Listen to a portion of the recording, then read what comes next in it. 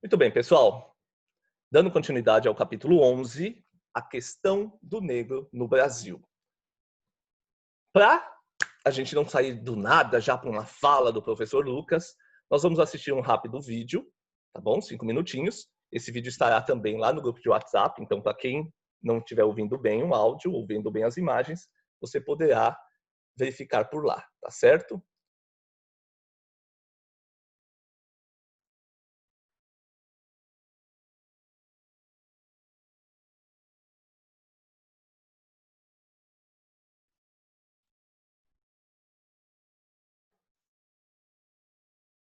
Então, atenção ao vídeo.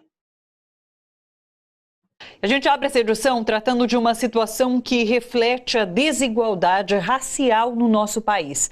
Apesar de serem maioria na população brasileira, as pessoas negras ainda são minoria em espaços de poder. As assembleias legislativas são um bom retrato desse quadro. Em São Paulo, por exemplo, apenas 4 dos 94 parlamentares são negros. Especialista alerta que os próprios partidos inviabilizam as campanhas dos candidatos negros. A reportagem é de Vanessa Nakazato.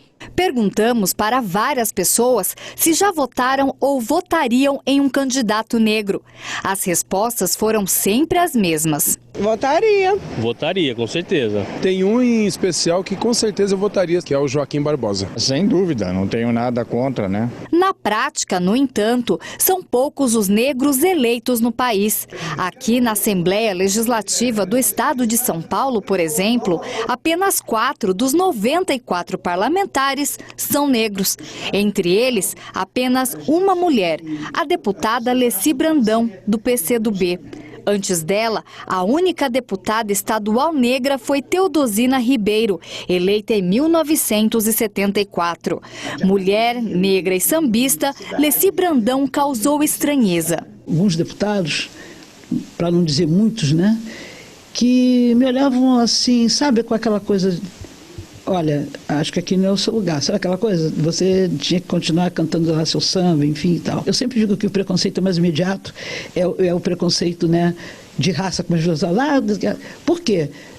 Se você está ali adiante, ninguém sabe por que clube você torce, qual é a sua religião, qual é a sua orientação sexual, ninguém sabe nada, mas as pessoas sabem que você é negra. A baixa representatividade dos negros na política é tão impactante que o professor Osmar Teixeira Gaspar escolheu pesquisar suas causas em sua tese de doutorado na Faculdade de Direito da USP e concluiu que esta situação é reflexo do racismo estrutural e da desigualdade social, já que os negros não têm as mesmas oportunidades acessíveis aos brancos, como, por exemplo, a de estudo. Tudo fora montado para essa população mais rica. Então, obviamente, os escravizados não tinham acesso sequer à escolaridade mínima, à educação mínima. Portanto, passados quase 130 anos da formal libertação de escravizados no Brasil, infelizmente, ainda é possível se observar resquícios do longo processo de escravização de seres humanos. Osmar Teixeira ressalta ainda que os partidos não investem nas campanhas dos candidatos negros. Na verdade, não se empenham, a nossa pesquisa demonstra isso, em eleger esses candidatos, porque eles escolhem determinados candidatos para serem eleitos. Esses candidatos menores e mais pobres e negros, eles ficam a reboque desses outros candidatos. Para Leci Brandão, ter mais negros no parlamento é dar voz para essa população. Ninguém entende o que a gente passa, ninguém entende a nossa história, por que nós estamos aqui. Há uma falta de sensibilidade para as pessoas do executivo atenderem, sabe, as nossas demandas mais necessárias. A necessidade de negros estarem presentes também, não apenas para discutirem as suas demandas específicas, mas, sobretudo, para colaborarem também na formulação de leis voltadas para o conjunto da sociedade brasileira. Segundo o especialista, a única forma de aumentar o número de negros nas casas legislativas a curto e médio prazos é criando cotas raciais parlamentares. Ele afirma que, se isso não for feito, 2018, os brancos e ricos continuarão ocupando a maior parte dos parlamentos por muitos e muitos anos. Se nós formos esperar a longo prazo solução disso, sem que seja através da adoção de cotas legislativas, nós não vamos, a médio prazo pelo menos, resolver essas distorções que prejudicam o conjunto da sociedade brasileira. Muito bem. Então, vamos dar sequência.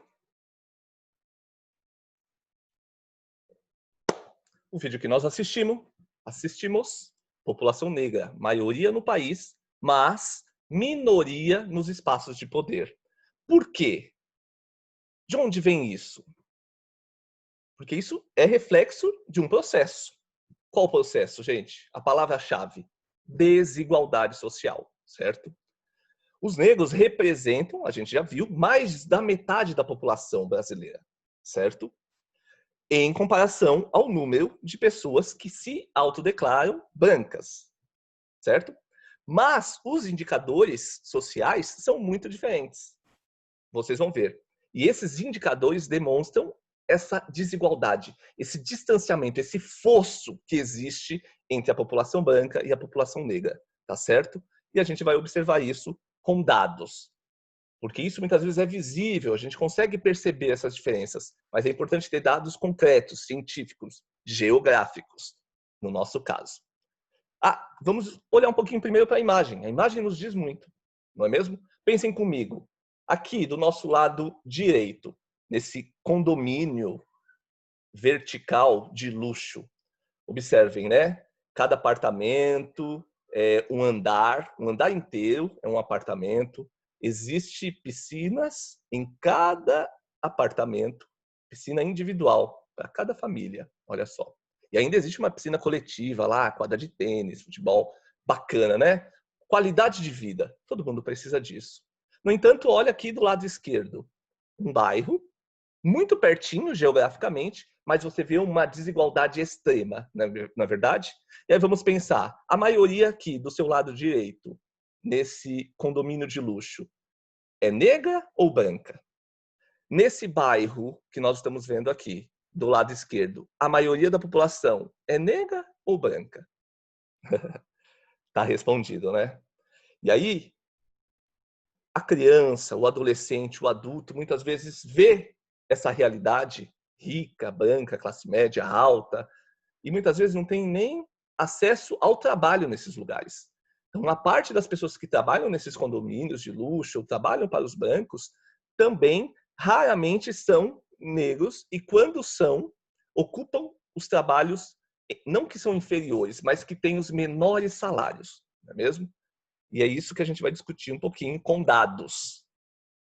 Distribuição da população por sexo, cor, raça, em 2015, ou seja, não está muito distante do que nós temos hoje. Tem dados mais recentes, só que eu preferi trabalhar com esses dados porque são os dados que vocês também têm no material, tá bom? Isso aqui, então, é como se fosse um infográfico, tá? Mas tem um outro nome para esse tipo de informativo, iconografia. É como se fossem ícones que dessem a informação. Só de a gente olhar pelo desenho, a gente já observa o que ele está querendo nos dizer. Se vocês observarem, contarem aqui, existem 8 colunas, 9 colunas, 3, 6, 9, 11. 11 colunas azuis para 14 colunas vermelhas. Ou seja, só de bater o olho você observa que a maioria aqui é vermelha, tanto para mulheres quanto para homens embaixo. Então, só por esse dado, eu já observo que a maior parte da população, como a gente já discutiu, é negra da população brasileira. E esse dado foi construído a partir de pesquisa séria, a partir do IPEA, que é o Instituto de Economia Aplicada, e o IBGE, que é o Instituto Brasileiro de Geografia e Estatística, certo? Que são órgãos governamentais linkados a instituições federais de ensino, tá? Universidades, e fazem pesquisas sérias e que, inclusive, custam muito caro para o país. E aí, para que servem esses dados? Que adianta eu fazer pesquisa, eu ter noção das coisas, se eu não uso esses dados para mover as coisas, para modificar as coisas? Então, o governo tem os dados, a questão é, o que faz com esses dados? Então, o que muda na realidade? Que isso é importante, o dado serve para isso, para a gente mudar as ações, certo? Um dos indicadores que evidenciam essa realidade, qual realidade? Essa realidade desigual, esse distanciamento entre branco e negro, um desses indicadores é a educação. Porque, estatisticamente, os negros apresentam um nível de escolaridade inferior às dos brancos. Tá? E isso está relacionado a muitos motivos. Primeiro, o fato de os negros começarem a trabalhar muito mais cedo do que os brancos, muitas vezes até na infância. Tá? Então, trata-se de uma necessidade, porque o baixo rendimento familiar, ou seja, o fato de eles ganharem menos, e aí precisa, então, de auxílio de mais pessoas na família trabalhando para ter um mínimo de sobrevivência, sabe? Às vezes só para alimentação. Aí precisa várias pessoas trabalharem para, no mínimo, não passarem fome, certo? Isso é muito sério. E aí, muitas vezes, antes de atingir a idade mínima para o trabalho, a gente já vê essas pessoas dentro de um núcleo familiar trabalhando. Muitas vezes todos da casa trabalham. E muitos deles desempregados, portanto, trabalham de forma informal. Então, não tem um emprego com carteira assinada, certo? Eles tentam, então, exercer alguma atividade profissional. Sendo assim, em comparação aos brancos, os negros têm menos oportunidades de dar prosseguimento aos estudos. Eu não sei, vocês já devem ter ido em cidades grandes, como São Paulo. Aqui em Dourados é raro de ver, mas aqui a gente vê muito indígena, muitas vezes, no semáforo, né? Às vezes não é nem pedindo esmola, é tentando vender alguma coisa. E em São Paulo a gente vê crianças fazendo malabares, a gente observa Rio de Janeiro também, criança lavando o para-brisa do carro, certo? Puxa vida, eles deveriam estar na escola, gente, e estão trabalhando. Por quê? Mas por quê? Porque eles precisam ajudar na renda familiar. Muitas vezes é por uma necessidade de não morrer de fome, não é mesmo? Aqui uma realidade lá no Nordeste, na Bahia, na colheita de cacau. Ó. Esse jovem, com certeza não é um adulto ainda, é uma criança em idade escolar, está lá, carregando um peso maior do que o seu corpo, a sua estrutura física permite. É foto atual, tá? De 2018, se eu não me engano. Isso significa que nós temos essa realidade. Aí você fala, nossa, professor Lucas, mais de 120 anos que a gente já libertou os negros da escravidão, mas a gente vê processos atuais de escravidão, não é mesmo? Um trabalho tão pesado que é similar ou até pior do que o trabalho escravo. Eu mesmo já vi uma realidade dessa, muitas vezes. Eu sou paulistano e, às vezes, estando no metrô, sentado, quando você menos esperasse, aparece um jovem e começa ali a fazer o samba do sapateiro.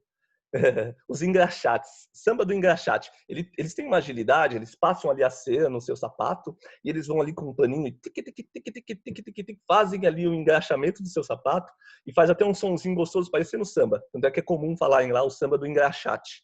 Depois pesquisem no YouTube, vocês vão ver que interessante. Só que é triste, porque na verdade esse jovem, por mais que a gente observe na imagem que ele está com uma mochila nas costas, portanto talvez ele veio da escola, mas talvez ele desceu lá do bairro, né? Passou pela escola, lembrou que não tem comida em casa, passou e foi fazer um dinheirinho ali na rua antes de voltar para casa. Ou não, ou essa mochila pode ser que tenha algum material escolar, mas ele nem foi para a escola.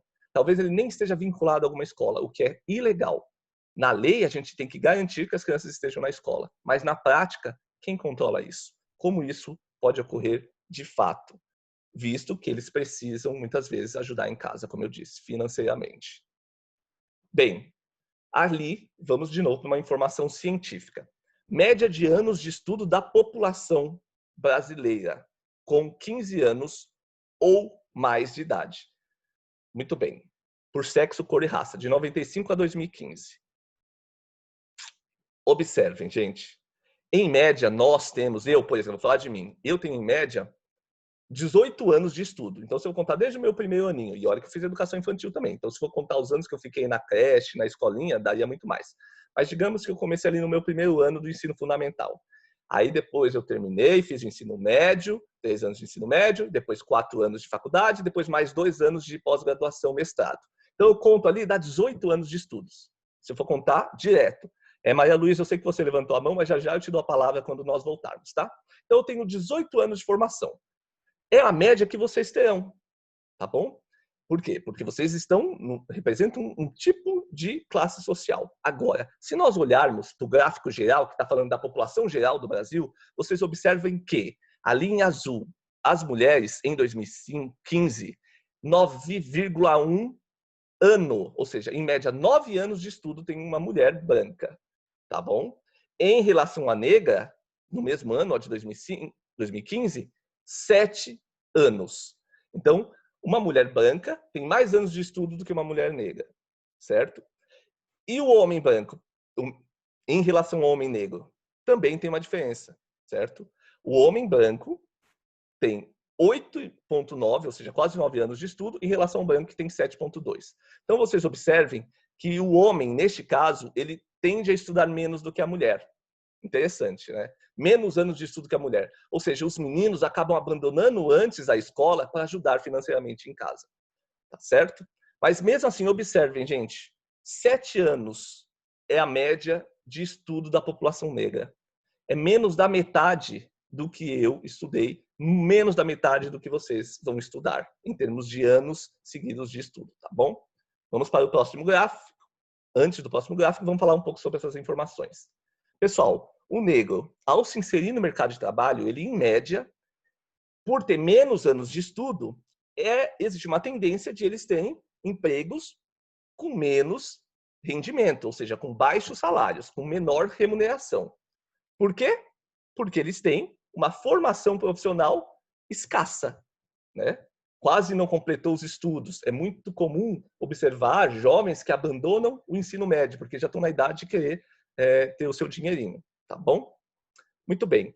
Por eles terem, então, uma média salarial inferior em comparação aos brancos, o salário mais baixo compromete o quê? A composição da renda familiar média da população negra, tá? Mesmo então, boa parte dos jovens negros ajudarem financeiramente em casa, mesmo assim, a renda média familiar negra é 45% menor do que a renda familiar branca, tá? Eu não estou falando de ricos ou pobres, estou falando do geral do Brasil. Isso são dados. Observem esse infográfico. Renda domiciliar per capita, ou seja, por pessoa, em 2015, no mês. Então, observe ali, o homem branco. A renda do homem branco é de 1.416, uma renda geral da população brasileira. Pegou toda a população e observou a renda e dividiu, para ver quanto que dava de média. Então, dá uma média de 1.416.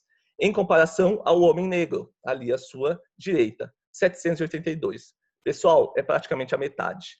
Muitas vezes ocupando o mesmo cargo, fazendo o mesmo tipo de trabalho, digamos que esse negro teve algum tipo de formação profissional, conseguiu ter, então, uma profissão. Mesmo exercendo a mesma profissão que o branco, muitas vezes ele ganha menos do que ele, ou a metade. Isso ocorre com as mulheres também. Mesmo mulheres brancas, em comparação ao homem branco, ela, exercendo muitas vezes o mesmo trabalho, ganha menos que o homem. Então, a renda ali da mulher branca, 1.398, um pouquinho menos que a renda do homem. O mesmo ocorre com a mulher negra. O homem negro já ganha metade, quase, do que um homem branco ganha, na média nacional, tá? A mulher ganha ainda um pouquinho menos. Sendo que a gente fala, mas gente, a mulher, além de trabalhar muitas vezes fora, cuida das crianças em casa, a gente sabe da realidade brasileira, como tem algumas funções domésticas que ainda, culturalmente, a gente considera que são das mulheres. Isso é um erro, né? Porque se é uma família, cuidar da família é para todos. Não importa se é o homem, se é a mulher, todos têm a função de zelar e cuidar dos filhos, alimentar, passear, brincar, ajudar na educação, nas tarefas. Mas isso acaba maiormente ficando para as mulheres, né, ainda no Brasil. A gente precisa mudar essa questão também. Dados, então, do PNAD, Instituto de Pesquisa Econômica Aplicada, e o IBGE, Instituto Brasileiro de Geografia e Estatística. Tá? O baixo nível de escolaridade, pessoal, contribui ainda para que a população negra esteja mais vulnerável ao quê? Às crises que atingem o mercado de trabalho. Isso porque um trabalhador menos qualificado, ou seja, que estudou menos, que tem menos profissionalização, ele tem menor possibilidade de voltar ao mercado de trabalho. Então, se ele perde emprego, a chance de ele conseguir emprego de novo é mínima. tá? Então ele vai se manter desempregado por muitos anos. Então, para provar isso, a gente vai observar o gráfico a seguir sobre as taxas de desemprego entre a população negra e branca. Vocês vão ver como também o desempregado maiormente é negro. Então observe ali, homens desempregados acima de 16 anos em 2015. 6% da população é branca, em comparação a 8% negra. 8,5%, 6,8%, tá? Vamos falar de uma média geral. E aí, entre as mulheres, o número fica maior ainda. Reparem, o desemprego entre as mulheres brancas é de quase 10% e as negras de quase 13%. Então, reparem, uma mulher negra, a taxa de desemprego entre as mulheres negras é quase o dobro em relação ao homem branco. Certo? Outro indicador é o acesso a serviços públicos de saneamento básico. Ao observar os dados referentes à proporção de domicílios urbanos com abastecimento de água tratada e esgoto sanitário, esgotamento sanitário, nota-se essas diferenças de condições entre o negro, que é ainda inferior ao branco. Em que sentido? De acesso à água tratada e ao esgoto. Olha só, como a gente fala de racismo estrutural. Estão até nas estruturas físicas da cidade o acesso a uma qualidade de vida. Gente, água e esgoto, questão básica, né? Para você não ter doenças simples como diarreia. Nossa, várias doenças podem ser evitadas só de a gente ter esgoto e água tratada. Mas vocês vão observar, olha lá. Domicílios chefiados por brancos. 95% de domicílios onde o chefe é um homem branco, a água é tratada. Quando a chefe da casa é uma mulher, muitas vezes, então, não tem um marido, ou o marido é falecido, enfim. Quando a chefe da casa é a mulher, 81% dos domicílios têm água tratada. No esgoto, quando o chefe o chefe do domicílio branco, é homem branco, no que se refere a esgoto, a gente tem uma taxa de 81% de domicílios com esgoto. Quando é negro, quando o chefe da casa é negro, a gente tem uma taxa de 68%. Então, pessoal, é muito sério isso. É muito sério. Por quê? Quando a gente observa, no geral do país, existe ainda uma deficiência de acesso à água tratada e esgoto. E aí ela é maior ainda quando se trata da população negra. Tá? Para a gente refletir, para dar uma pausa para esse monte de informações que nós recebemos. Está lá no texto de vocês, página 180, olhem lá. A reflexão.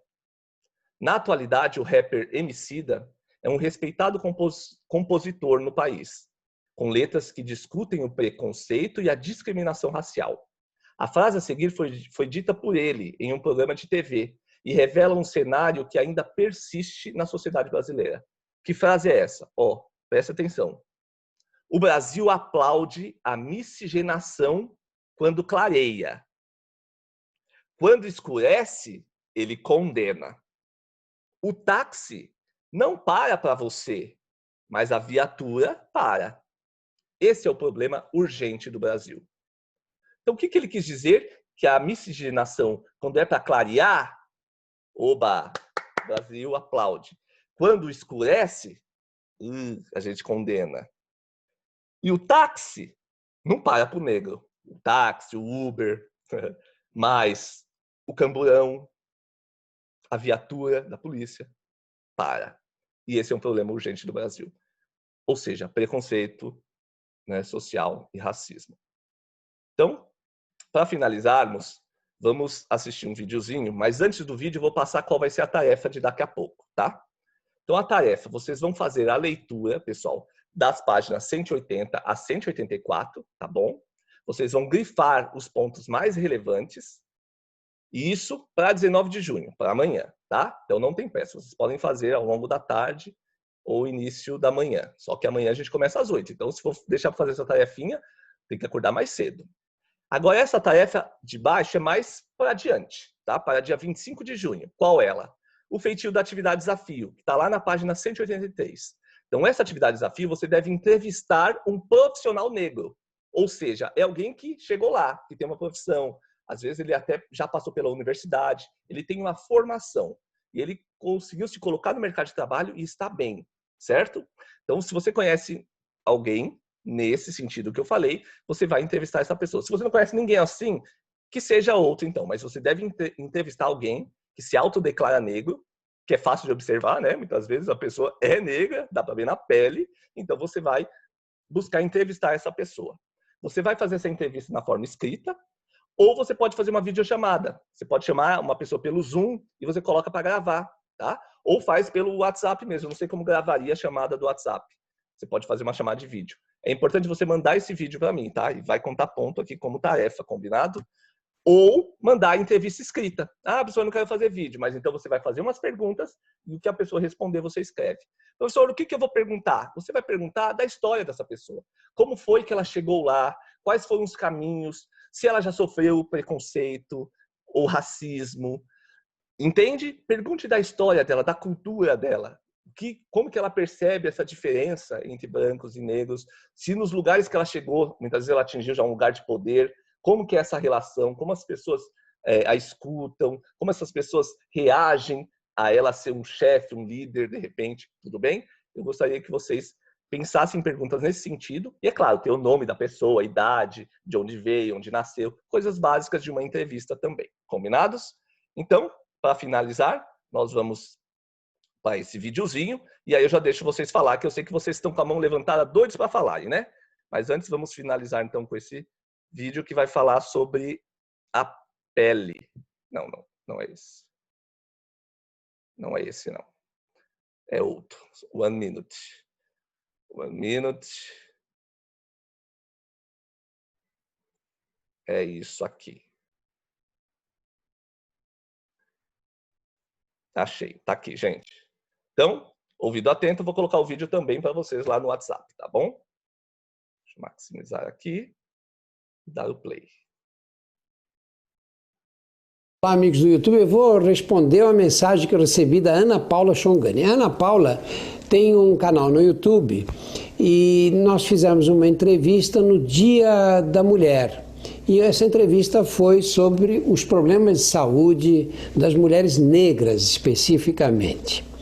E a Ana Paula me dá o prazer de mandar um comentário dizendo: Drauzio, nosso vídeo ficou muito legal e bombou no meu canal. Ótimo, que bom. Agora nos responda uma coisa. Por que uns têm pele mais escura e outros mais clara? O que é o nosso caso, né? A Ana Paula tem a pele bem mais escura do que a minha. O que define essa concentração maior ou menor de melanina nas diferentes regiões do planeta? Um beijo. Outro para você, Ana Paula. Olha, a humanidade, todos nós, o Homo sapiens, era negro. Todos eram negros. Por quê? De onde surgiu nossa espécie? Da África.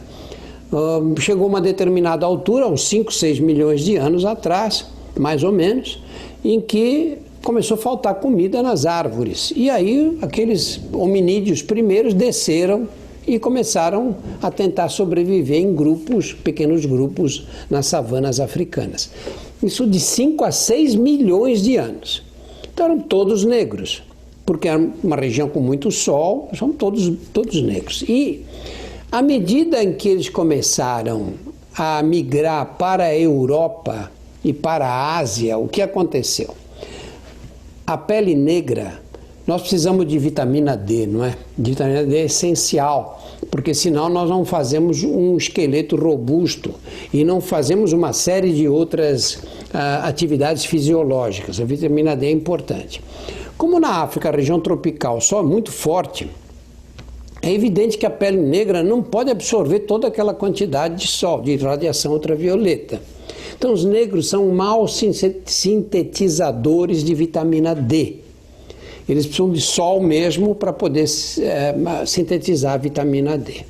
À medida que eles foram migrando para a Europa, foram encontrando no sul da Europa uma temperatura ainda parecida com bastante sol, temperatura parecida da África. Mas à medida que eles foram migrando mais para o norte, o que aconteceu? Aqueles que sintetizavam mais e que sintetizavam menos vitamina D foram tendo problemas, foram tendo filhos com raquitismo, quando a criança não se desenvolve porque o esqueleto não se desenvolve. Esses não deixaram descendentes. Aqueles que tinham pele um pouco mais clara e que sintetizavam melhor a vitamina D, tinham descendentes mais saudáveis e continuaram migrando. E quanto mais para o norte eles foram migrando, mais a migração foi favorecendo os de pele mais clara. Então, mais brancos eles foram se tornando. E aqueles que chegaram lá para cima, bem quase no Polo Norte, que é onde tem hoje a Escandinávia, Suécia, Dinamarca, etc., foram ficando mais claros ainda. Então são os loiros de olhos azuis. Então vocês vejam como essa questão dessa discriminação racial é uma questão estúpida. Porque nós somos idênticos uns aos outros. A única diferença é a concentração de melanina na pele. Não há outra diferença que possa ser atribuída às distinções raciais. Nós viemos do mesmo lugar, da África, e nós, nessa migração para o norte, para lugares com menos sol, aqueles que sintetizavam bem vitamina D levaram vantagem. E aí surgiram os brancos. Todos nós somos descendentes de negros.